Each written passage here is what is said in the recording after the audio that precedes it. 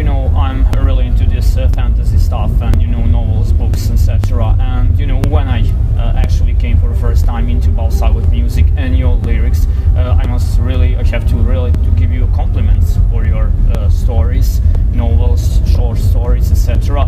So actually, the question is, are you going maybe someday to publish them in one, in one book, or parts of the books? Yes, definitely. That's what yes. I'm working on at the moment. Both prose stories and comic book stories.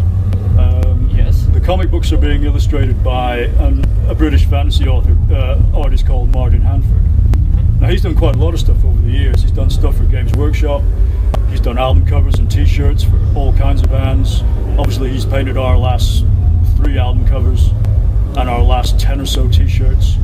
And he's one of my favourite authors to work with, artists to work with, because he just gets the whole lyrical concept so readily.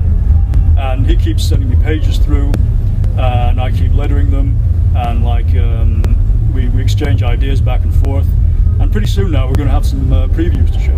I'm going to upload those to one of the websites, and hopefully they might be published one day, or I might just keep them as free internet comics. Yes, and when we are speaking about these novels and books, are you going to complete your saga in one entire story? I believe yes. I mean, it is something I've always wanted to do. One of the things I've done lately is finish off the lexicon, which is like the big A to Z of the whole Bal-Sagoth universe. As much for my own benefit as anyone else's, because it's getting so vast and complex that I need to keep track of it. Sometimes you forget who's who and what happened and all that kind of thing. So, yes, it's really a problem. It is, yeah. It is sometimes. So completing the lexicon was something which I needed to do, and I think I'm going to release that as well because I've been promising that for years, ever since the old glossary came out, and that was like back about Battle Magic time. So yeah, that's going to come out, and it's really long. It's much longer than the old one, but it should give fans a good insight into the lyrics. And if they want to read the backstories of the characters and the events, that's cool. They're going to be able to.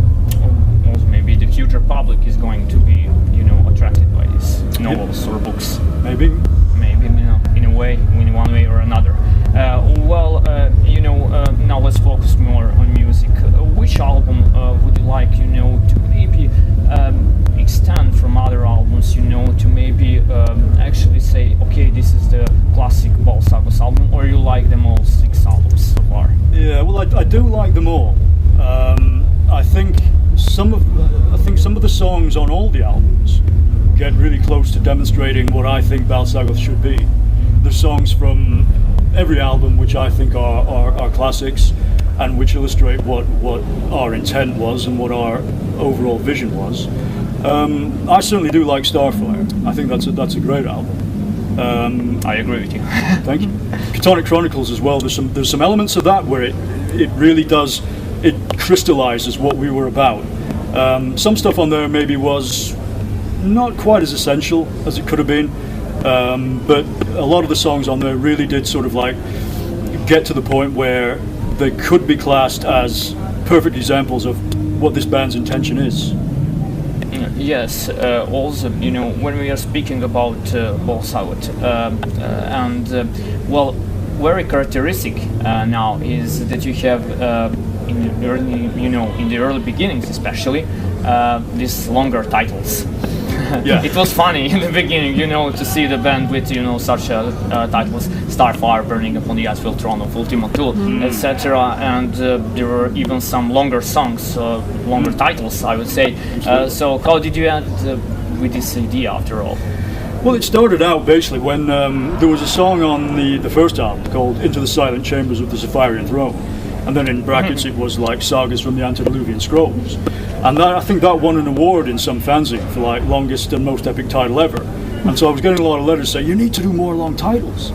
And it was like, well, if the songs fit them, and if the concept of the story fits long titles, I'll do it. If they don't, well, I won't. But Starfire tended to be one where every song tended to suit the long title aspect. The other albums maybe not so much. I mean, we have really short titles like The Ravening and Callisto Rising, Arcana, Antediluvium, which are really just short two-word titles. But then of course you have ones like The Dark Legion of Chaos is unleashed at the ensorcelled shrine of Azura Kai, which is the splendor of 1,000 swords gleaming beneath the blazon of the Hyperborean Empire Part 2. That's a long title.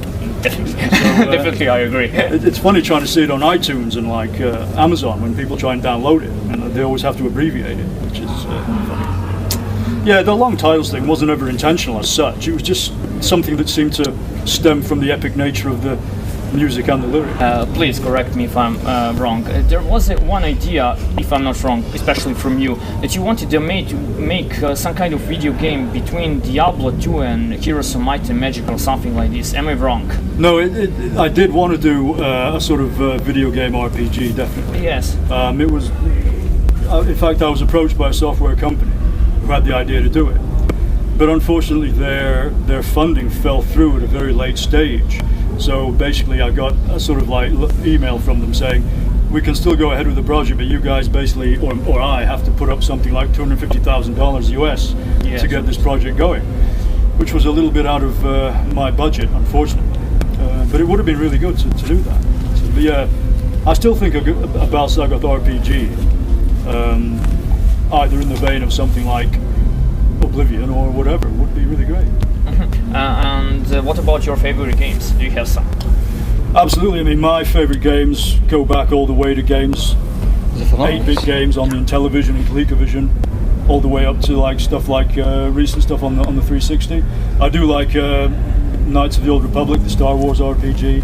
Yes. I'm a big admirer of Oblivion. I think that's a great game. Fallout 3, stuff like that. But then I like stuff like Unreal Tournament and Halo. Stuff like that. The early Final Fantasy games up to about 7 or 8 were great.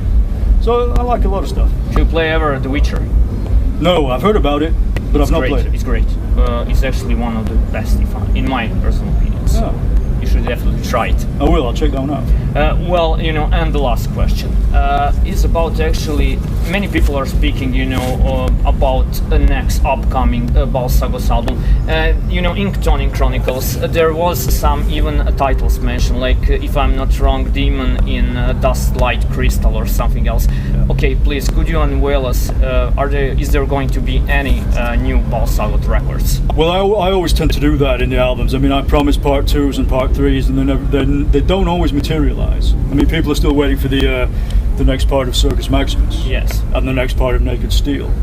Magic. Yeah, they want to find out what happened to the Hyperborean King and stuff like that. So, I've not ruled anything out at all. Maybe we'll continue making albums. Maybe we won't. Those 6 albums that are out at the moment, I think, form a perfect circle, a perfect hexology. The 6 cataclysms. Yeah, the 6 great cataclysms. So, if we do make more, then that'd be great. Some of the stories will continue, and there'll be new ones as well. But if not, then the fans do have that legacy, and they do have that kind of like that discography to look back on, and that'll always be out there. So they'll always have that. No one's going to suddenly take it away.